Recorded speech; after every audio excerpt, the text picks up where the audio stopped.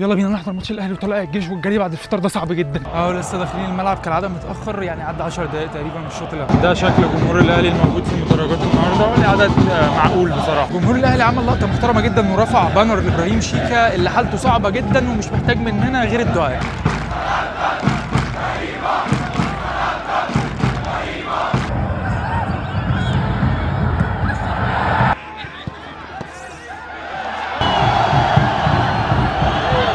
الاول للاهلي جراديشار.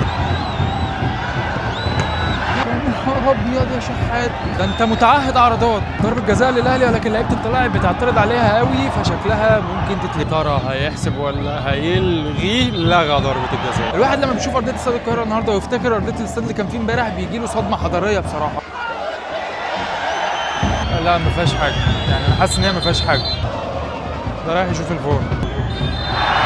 ضربه جزاء. انا اسف.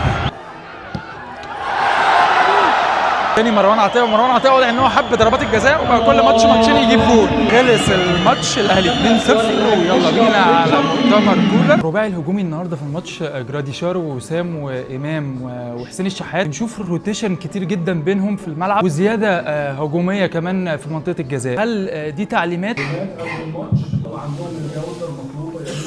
وبس كده الحمد لله.